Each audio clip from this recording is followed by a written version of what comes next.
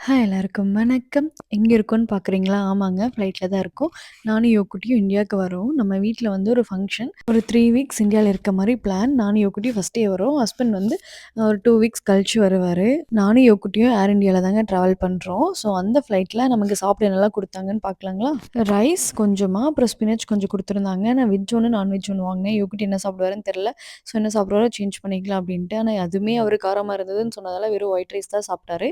சிக்கனும் சிக்கன் கிரேவியும், அப்புறம் வெஜ்ஜில வந்து பன்னீர் மசாலாவும் குடுத்துருந்தாங்க. குவான்டிட்டி ரொம்ப கம்மியா இருந்துச்சு. பட் டேஸ்ட் நல்லா தாங்க இருந்துச்சு. காலையில ஒரு பிரேக்ஃபாஸ்ட்ன்னு ஒண்ணு குடுத்தாங்க பாருங்க. ரொம்ப ஒர்ஸ்ட்டு சாப்பிடவே முடியல.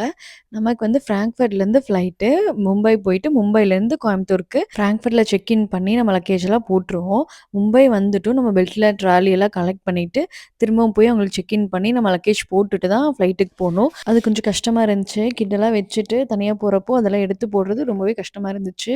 பட் ரிட்டர்ன் வரும்போது நமக்கு அந்த ப்ராப்ளம் இல்ல. கோயம்புத்தூர்லயே செக் இன் பண்ணி போட்டாச்சுன்னா போதும். அவங்களே வந்து அந்த டிரான்சிட்ல நம்மளோட ட்ராலிஸ்லாம் எடுத்து மும்பை டூ ஃப்ராங்க்ஃபர்ட் போற ஃப்ளைட்ல சேஞ்ச் பண்ணிருவாங்க.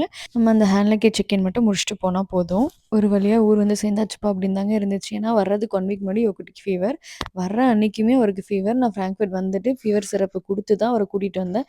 ரொம்ப டயர்டா இருந்தாரு. எப்புட்றா கூட்டிட்டு போறோம் அப்படிங்கிற டென்ஷன்லேயே தாங்க நான் ஃபுல்லா ட்ராவல் பண்ணி வந்தேன்.